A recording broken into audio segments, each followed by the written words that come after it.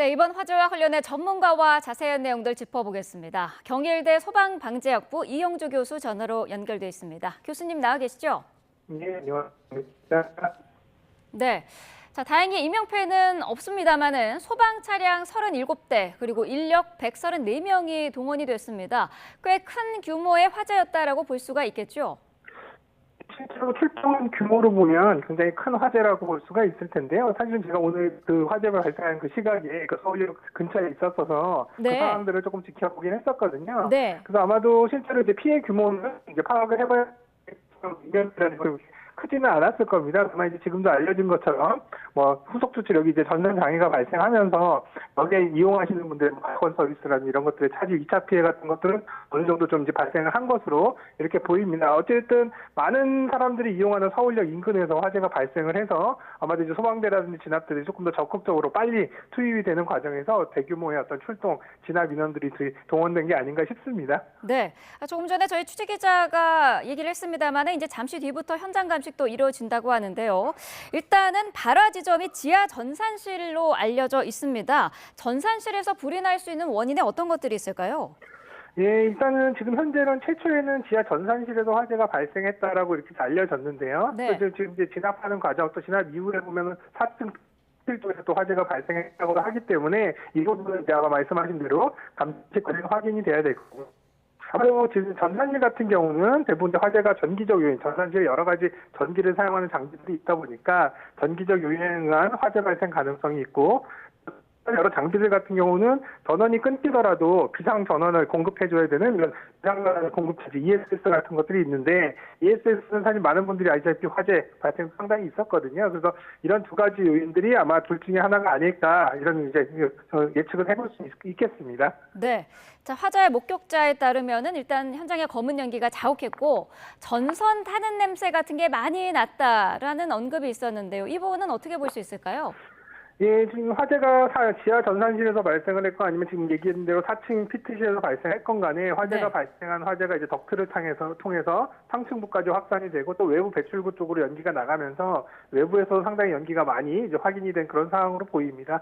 이 피트실 안에 이제 전선 확대가 되고 화재가 났다면 전선이라든지 뭐 이런 것들이 당연히 많이 연소가 되는 상황, 그리고 밀폐된 공간이기 때문에 산소 공급이 적어서 연기도 굉장히 다량 발생할 가능성이 있거든요. 그래서 아마도 이런 여러 가지 상황들이 외부에서 봤을 때 연기들이 상당히 많이 노출되고 또 전선이라든지 이런 것들의 타는 냄새들도 많이 이제 맡게 되는 그런 상황이 아니었나 싶습니다. 네. 자, 화재 건물 바로 옆에 이제 유동 인구가 많은 서울역에 있어서 화재 초기에 걱정이 많았는데 아무래도 뭐 다중 이용 시설이나 그 주변에서 화재가 일어나면 인명 피해가 커질 가능성도 높아지는 거죠. 네, 그렇습니다. 사실은 이제 가보신 분들은 서울역 이용해보신 분들은 알겠습니다. 이 코레일 건물이 사실 서울역이랑 굉장히 가까이 붙어 있거든요. 네. 그래서 실제로 만약에 이번처럼 빨리 꺼지지 않고 화재가 커졌다면 사실 화염이 서울역 쪽으로 전파되면서 확산 가능성도 없지는 않았다. 그래서 위험할 수 있었다라고 보는 거고요. 연기 같은 경우도 사실은 매우 인접해 있기 때문에 연기라든지 이런 부분들 또 피해 영향 범위에 들어가 있는 상황이다 이렇게 보시면 될 것 같습니다. 다만 또 하나는 사실 이제 직접 확산이 안 되더라도 서울역에 많은 분들도 특히 오늘 같은 주말에 철도 이용객도 굉장히 많으셨을 텐데 네. 주변에 화재가 발생했다는 사실을 알고 또 이를테면 갑작스럽게 혼란 상황이 발생한다거나 또 갑작스럽게 대피하는 과정에서 인파밀집 뭐 이런 것들 안전사고가 날 수 있는 우려들 이런 것들도 있었거든요. 네. 그래서 이제 서울역 주변 이렇게 다중이용 사람들이 많이 있는 장소 이런 곳 인근에서 화재 발생 시에는 조금 더 안내방송 이런 것들을 적극적으로 해서 질서 유지라든지 대피에 대한 부분들의 안내 이런 것들을 좀 적극적으로 해야 될 필요성도 있겠다 생각이 듭니다. 교수님께서 화재가 났을 당시에 현장 주변에 있었다고 앞서서 말씀을 해주셨는데 네. 그 당시에 뭐 대피 상황이라든지 그런 거를 설명을 조금 해주시죠. 지금 기본적으로는 지금 현재 이제 저는 그 도로 쪽에서 있었었는데요. 네. 거기 이제 아마 소방차들이 이미 많이 와서 이제 진압 활동을 하고 있는 상황이었고, 당시 이제 연기는 상당 부분 이제 진압이 제가 화재 발생한 이후 한 1시간 채 안 돼서 그 근처에 있었거든요. 네. 아마도 연기라든지 이런 부분도 화재 진압이 돼서 상당 부분 이제 더 발생하지 않는 상황들, 그래서 그렇게 위험한 상황으로 이렇게 이제 이어진 상황들은 아닌 것으로 보입니다. 또 서울역 내에서도 그렇게 혼란한 상황들 이런 것들은 그렇게 보이진 않았어서 아마도 초기에 빨리 진압이 되는 과정 과정들 이런 것들이 좀 주요하지 않았나 이렇게 생각이 듭니다. 네, 자, 초기 진압 과정이 적절했다라는 평가를 해주셨고요.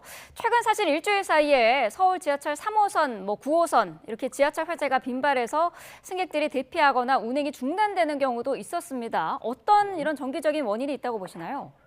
예, 7월 5일, 그러니까 어저께죠. 어저께 9호선에 이제 흑석동에서도 연기가 발생하는 이런 상황들, 그래서 네. 아무래도 이제 이 무정차 통과가 한 30분 정도 진행이 됐었는데요. 여기는 이제 화재는 발생하지 않았습니다만 연기가 이제 발생하면서 많은 분들이 좀 불안해 하셨는데, 나중에 이제 확인해 보니까 여기에 이제 배기팬 벨트 마모로 이렇게 이제 연기가 발생한 것으로 이렇게 추정이 되고 있습니다. 또, 지난 7월 1일 같은 경우에 대치역에서는 여기 이제 새벽이었긴 하지만 여기에 이제 특수 차량 배터리에서 화재가 발생을 하면서 아침 출근길에 조금 더 이제 장애가 발생하기도 했는데요. 네. 지하철 같은 경우는 어쨌든 간에 많은 인원분들이 사용하신다는 특징, 그리고 또 지하에 있기 때문에 화재가 발생해 큰 피해로 이어질 수 있다라는 이런 부분들을 고려한다면 다른 장소보다는 훨씬 화재 안전, 또 화재 예방에 관련된 부분들 적극적으로 좀 대비를 해야 될 필요도 있다. 그리고 또 화재가 발생했을 때 많은 분들이 대피하는 과정에서의 위험성 이런 것들도 충분히 발생할 수 있기 때문에 질서 유지나 안전관리, 대피에 대한 충분한 계획 이런 것들도 필요해 보입니다. 네,